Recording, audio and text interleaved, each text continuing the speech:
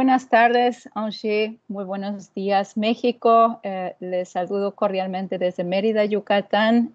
Y con mucha alegría me sumo a este valioso evento, aunque en circunstancias que no esperábamos. Gracias, mi agradecimiento a la Universidad Autónoma de Yucatán y la Universidad de Angers por su invitación a este Festival Internacional de Turismo de Angers, que pues ha tomado una forma no prevista, pero pues con mucha alegría compartimos algunos aspectos de la cultura mexicana y qué mejor aspecto, qué más íntimo aspecto que la muerte, la vida y muerte. Por tanto, el título de esta charla nos introduce a concepciones que son muy profundos a la vez que muy difundidos en México y que podemos también disfrutar en las visitas y en la vida diaria.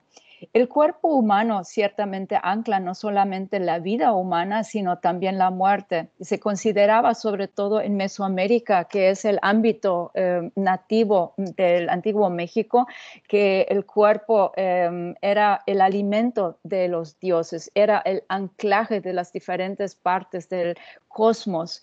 Y un pensador actual mexicano lo resume en unas pocas frases que quiero leer. Dice, le corps humain comme noyau et lion du cosmos, générateur du pensée, principe de notre action et recteur, bénéficiaire et victime de nos passions. Estas hermosas palabras de Alfredo López Austin dan las matices del cuerpo en el cosmos, en el pensar nativo, que también a la vez introduce al trayecto que el cuerpo humano y la vida y muerte tiene en el transitar cíclico, en su dimensión temporal, en su dimensión espacial. Se consideraba en esta trama que la vida y la muerte era compartido por un cuerpo en tránsito que alimentaba el cosmos a través de su alma, sus espíritus, sus entidades efímeras que estaban en constante contacto con las esferas del cosmos. Y esto, de hecho, es una noción que actualmente se sigue celebrando y enalteciendo en las festividades nativas de hoy, que donan metafóricamente partes del cuerpo humano, como las cabezas, como los corazones. Y en este sentido, el diálogo se establece entre vidas y muertes, entre vivos y muertos, a través de cuerpos.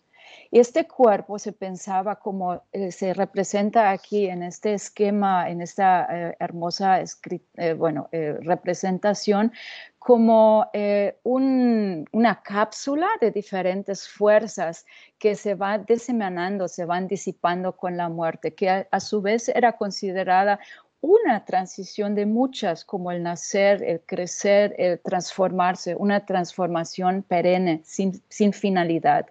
Y en este esquema en particular se está vislumbrando que hay una parte del tonal, el calor, la energía humana se va disipando hacia el cielo, mientras que el corazón sacro, el Teyolía, que se llamaba entre los nahuas, se va permaneciendo en un estrato terrenal, ¿no? De la tierra, mientras que el Ijiotl, la sombra, el ghost, el fantasma, iba permeando los estratos del inframundo, ¿no? A los cuales se tenían acceso a través de las cuevas, cuerpos de agua, las montañas.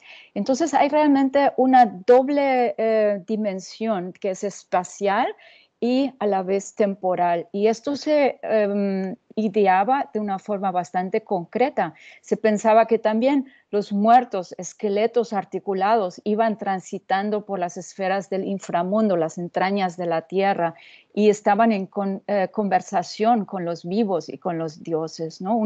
Una población pues algo efímera, pero a la vez muy concreta, que se concebía.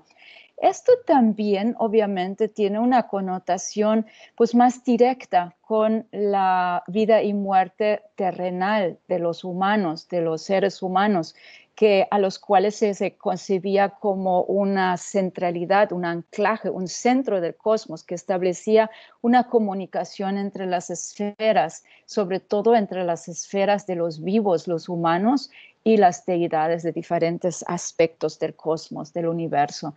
Por esto podemos entender que muchas veces los sacrificios humanos que pues eran frecuentes, eran el tratar de alimentar al cosmos a través de las vidas, a través de la donación de cuerpos, establecían una especie de donaciones, ofrendas pues casi geométricas para justo establecer estos ductos de comunicación con lo sacro, ¿no?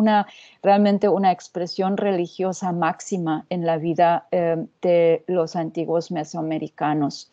Que esto podemos también concebir cuando hablamos de cuerpos especiales. El culto a la persona que tenía un máximo de expresión entre los mayas del clásico, que vivían en el primer milenio, vislumbraba la transición del dinasta, del rey, como prácticamente una metamorfosis, una apoteosis, un resurgir como dios del maíz que va acompañando los astros, que podemos bien observar aquí en el ejemplo de Janapacal de Palenque, uno de los grandes reyes mayas que fue sepultado en un mausoleo monumental en la ciudad de Palenque, Chiapas. Y que fue representado en su lápida monumental como el eje del cosmos está sentado sobre la montaña sacra y de ahí emerge el sagrado árbol celeste que pues realmente une las partes del universo y que pues iba a transitar, iba a dominar para el beneficio de la colectividad, o sea, de la comunidad que dejó cuando moría. Esta noción tan íntima, tan directa de la muerte y de los muertos tiene pues una expresión muy, muy tangible en el hoy por hoy. Esto se puede percibir en todo México en ocasión del Día de Todos Difuntos, en el Día de Muertos, que en realidad es todo el mes de noviembre en el cual se celebra la llegada de los difuntos, de los pichanes, de los almas, para convivir con ellos en una noción pues muy sui generis de tránsito, ¿no? De algo que nunca es absoluto, sino es un ir y devenir que se tiene que celebrar. Al celebrar la muerte, se celebra la vida en México. Y esto tiene matices en muchas comunidades muy íntimas, porque la bienvenida de los difuntos se celebra decorando las tumbas, pintando las lápidas, vestiendo metafóricamente los difuntos, limpiando sus cajitas, poniéndoles flores y así invitando a las difuntas de los almas a dar la bienvenida. Esto junto con altares que alimentan no solamente los vivos, sino también los difuntos, que están conmemorados con fotos y que pensaba o se piensa que participan en la comida a través de la degustación de las fragancias, el humo. Hay también comidas que se preparan en el terruño de los muertos, debajo de la tierra, como los pibes en Yucatán, que se preparan como pequeños pasteles humanos hechos de maíz, de carne, y que son compartidos, son metafóricamente cuerpos humanos que se comen, que vivifican, que celebran la unidad pues, de la vida en realidad, ¿no? Del todo. Muy interesante saber que, pues en realidad, la muerte prehispánica, pues muy, muy probablemente tenía matices que van en este mismo sentido. Sin embargo, no tenemos un acceso directo a ella, solamente a través de los vestigios materiales y los testimonios de los historiadores, de los que lo vieron o los que lo retrataron. Interesante saber que la intimidad entre la vida y la muerte era tal que no se guardaban cementerios, no se organizaban cementerios como después de la conquista, la colonización de los europeos de Mesoamérica, sino en realidad se sepultaban a los difuntos debajo de las casas, o sea, seguían cohabitando con los vivos, que seguían como una columna de vida y muerte, pues una tradición familiar que integraban a los difuntos tal cual.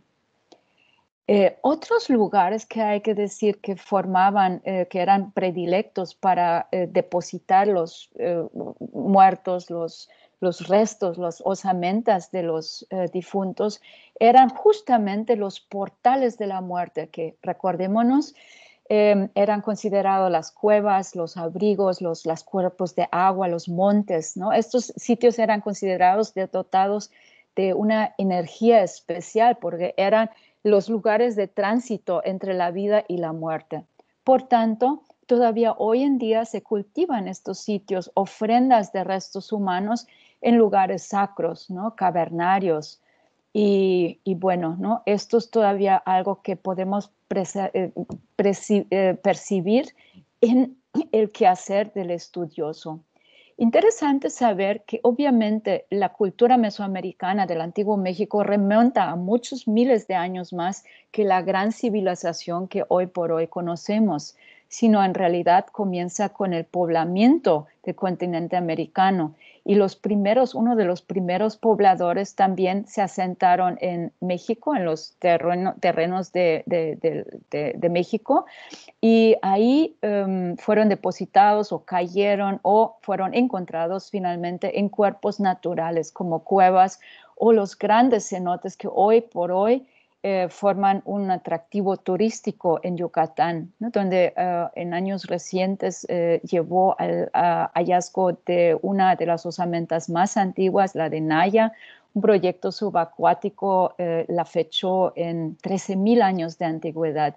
¿Y quién iba a pensar que 12,000 años después, ahí justamente se iba a construir y fue encontrado por los conquistadores mexicanos uno de los grandes sitios del Caribe mexicano, Tulum, en Quintana Roo, que fue la sede de uno de los asientos más tardíos coetáneo con los aztecas de las sociedades de comerciantes, ¿no? Aquí en la costa caribeña. Aquí voy a seguir. Interesante es saber que aunque los españoles a partir del siglo XVI que arriban y descubren y documentan y pues de una forma muy cultocéntrica, desde los siglos XVIII, XIX, después de que cae en el olvido la antigua cultura mexicana, hay una curiosidad también por los vestigios óseos de los habitantes que pasa un poco desapercibida ante la predominancia también en la asignación de valores mercantiles de las grandes obras de arte monumentales, las esculturas, la escritura. Y solo es recientemente que se están dando la importancia a los restos de aquellos actores, forjadores de esta gran cultura mesoamericana. En los últimos años ha habido un esfuerzo muy redoblado de los vestigios que comienzan con la excavación y que está propulsado por un afán de reconstruir integralmente la vida y muerte de aquellas personas cuyos restos estamos encontrando y que incluye datos de la infancia, de patologías, pero también de la forma de morir y de la veneración ancestral de la cual formó objeto, ¿no? Son trabajos que son muy detallistas y han sido todavía mejorados en los últimos 20 años gracias a una escuela que de hecho es de extracción francesa, la archéotanatologie, que cuenta o me atrevo, es la mejor escuela académica en el estudio de vestigios humanos desde una óptica de la arqueología mortuoria. Fue propulsado por el profesor Henri Dudé de la Universidad de Bordeaux, conjuntamente con sus colegas desde los años 80, y a través de una serie de workshops, talleres, formación de brigadas, generaciones de alumnos, ha hecho escuela a nivel mundial y reconocido mundialmente como una escuela propiamente. Mucho detalle Y aquí también en México, debo decir que fue gracias al esfuerzo de un colega alumno de Henri Dudé, Gregory Pereira, que ha hecho escuela en las instituciones públicas mexicanas y en las grandes excavaciones del occidente mexicano, Teotihuacán, aztecas. Y pues en los años 90 tuvimos este contacto y gracias a ello también en las aulas de la Universidad Autónoma de Yucatán estamos siguiendo esta línea de extracción francesa que viene muy vinculada con la préhistoire, André Leroi-Gourand, pero en una matiz pues muy, muy propia de la academia mexicana. Aquí pueden ver aquellos que no están familiarizados con el proceso de excavación, cómo los esfuerzos están encaminados a exponer, documentar, poner, aunque metafóricamente, la carne al hueso para reconstruir integralmente las condiciones de depósito de violencia que acaso fue objeto y otros tratamientos ulteriores. Y esto obviamente también incluye cuestiones de enfermedad todavía en vida, causas de muerte. En este individuo documentamos una brucelosis que llegó a una emanación de salud y, bueno, cuestiones propiamente funerarias. Hace 2 años también en las aulas de la UADY estuvimos festejando 20 años de arqueotanatología en México y estuvo con nosotros Henri Dudé de nuevo y festejamos de nuevo con lo mejor que ofrece México, tequila y unos buenos vinos, la colaboración de 2 décadas y prontamente va a salir un volumen que celebra en 20 capítulos los avances, los empujes que hemos podido compartir. El mismo Henri Dudé tiene una visión muy propia que es de la arqueotanatología, porque él asienta que les restes humains et les autres témoins archéologiques ouvrent un double discours sur la mort d'une part y sur les morts d'autre part. Y esto tiene una connotación que ha dado a una nueva compenetración con la ritualidad sacrificial en México a través de la reconstrucción cabal de las secuencias mortuorias a partir de la arqueotanatología. Y podemos verlo simbolizado en esta toma porque desde luego que no se trata únicamente de la reconstrucción de cuerpos individuales, sino de cuerpos, de colectivos, de múltiples cuerpos que nos dan una información invaluable sobre las circunstancias de la muerte y de las concepciones. En un triste caso de la Primera Guerra Mundial que el mismo Henri Dudé documenta de Jean-Rémy Lacolonne, una matanza, aquí vemos patentemente que no se tratan de causas naturales de muerte, más evidencias de violencia, cosas que en Mesoamérica adquieren matices similares, aunque las circunstancias históricas sean muy distintas, en el sentido que la reconstrucción aquí llevado a cabo por mi colega Gregory Pereira en el centro azteca del templo mayor de Tenochtitlán, reconstruye el depósito de partes humanas, el depósito de pieles desolladas, el depósito de segmentos, todos con una concepción de las energías que albergaban todavía en una ofrenda mayor a los dioses. En otro ejemplo, mi colega documenta todavía con los brazos atados atrás un depósito de este mismo tipo múltiple en las entrañas del Templo de la Luna de Teotihuacán.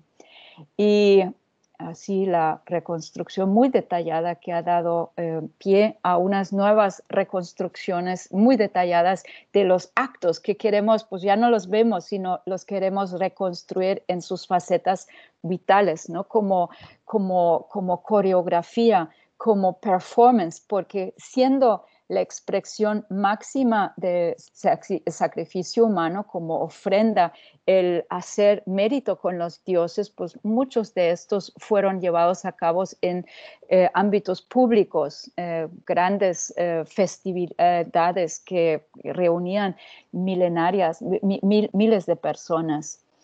Fueron muy probablemente llevados a cabo pues justamente como parte de semanas, días de festividades en un calendario muy complejo de retribución a través de sacrificios y otras ofrendas a las deidades para movilizar y pues garantizar el bienestar y la continuidad de la vida colectiva realmente. Y esto también tiene obviamente una contraparte que podemos comprender a partir de la arqueología y a partir de los vestigios materiales, no solamente aquellos de los cuerpos humanos mismos, sino también de las representaciones.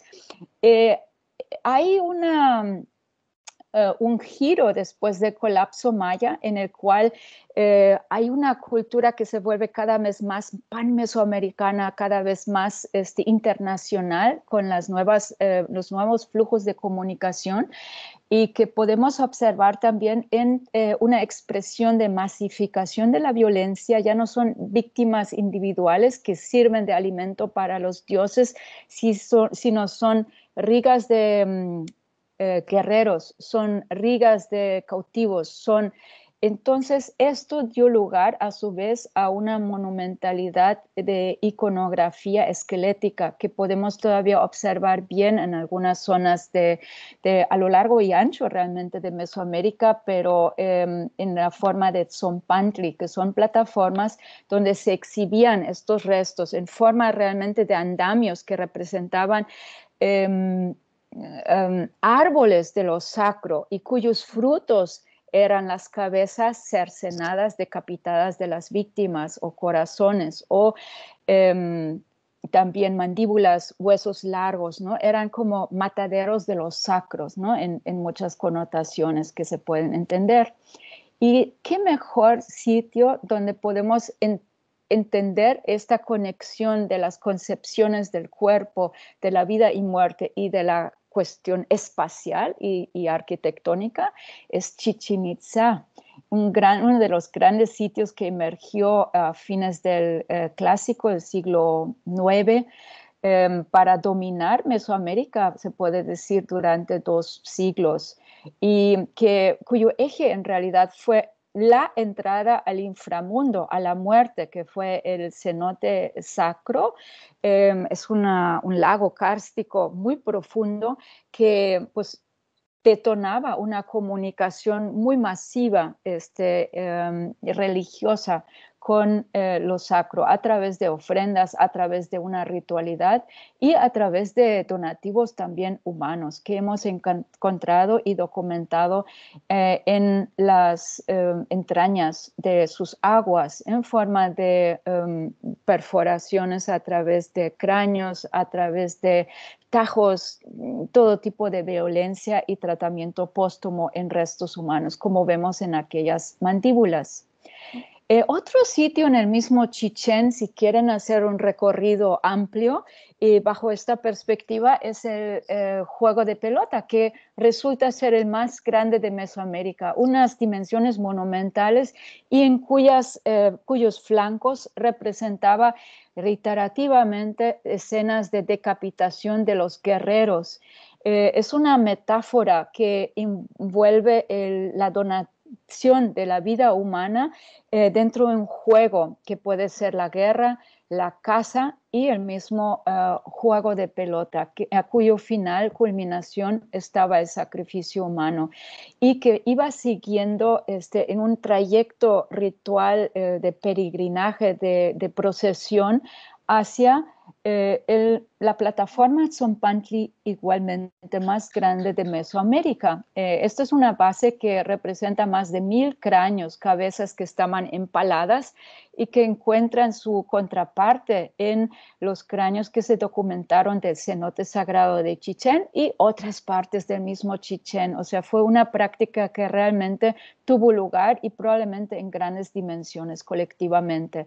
Estos seguramente eran las sendas que recorrían los caminos míticos de los mitos de origen de Quetzalcóatl, de la representación de Venus, que pues seguían los calendarios y seguían también una ritualidad, una liturgia muy preprogramada, pero una representación que deja entrever discursos que son siempre dobles, en el sentido que no solamente son religiosos, sino también ciertamente militarístico y político, ¿no? Infundiendo miedos en aquellos estratos que pues típicamente alimentaban lo sacro.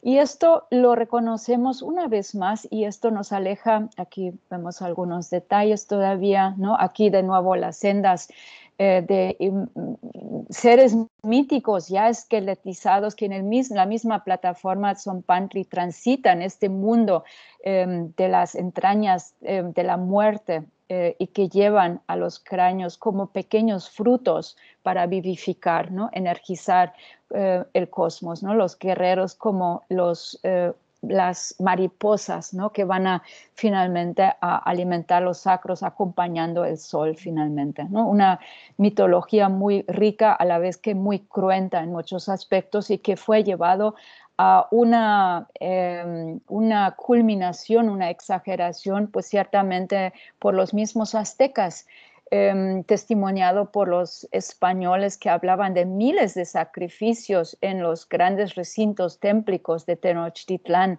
La misma iconografía deja muy patente el rol del cuerpo humano como alimento de los dioses, que podemos reconocer en la abertura de su tronco para extraer el corazón. Están preparados. Aquí en medio está un ser mítico que representa un Tzompantli, una serie de cráneos que están empalados y están en el centro del árbol cósmico, el árbol que carga los frutos para vivificar pues todo, ¿no? La vida, que celebrando la vida a una forma muy, muy particular y que confirma el reciente hallazgo de un Tzompantli real en las entrañas de la Ciudad de México, en el centro de México, una torre Tzompantli que a partir de acúmulos de miles de cráneos conformaba una torre, ¿no? Creaba realmente un ducto humano entre lo terrenal y lo celeste, ¿no? Todos los estratos, ¿no? Una especie de árbol, ¿no? Tronco de árbol. Y esto nos lleva al colofón, a las palabras, me llevan a formular algunas palabras finales para pues este círculo de, pues que en realidad es de turismo y que pues tiene que interpretar esto a un gran público realmente, hacer esto una experiencia cultural de la muerte y vida prehispánica que rebasa mucho de lo que típicamente podemos ver en Tulum o en otros sedes donde realmente pues es un fan tourism y que pues nos invita a reflexionar sobre la banalización en algunas ocasiones de la turistificación propiamente del pensamiento indígena, que es mucho más multifacético y multivariable y profundo de lo que pues podemos comprender en un recorrido turístico normal, ¿no? En esto está mi invitación y nuestra invitación de la parte de la Universidad Autónoma de Yucatán en un afán de un turismo social que engrana con el conocimiento profundo, el conocimiento indígena, el conocimiento cultural, pero también la academia, ¿no? De enaltecer el patrimonio intelectual de México y presentarlo a un gran público y presentarlo al mundo. Pues con esto mi reconocimiento a todos los proyectos que pues hemos estado viendo en esta pequeña presentación y un gran merci al público. Nuestros saludos.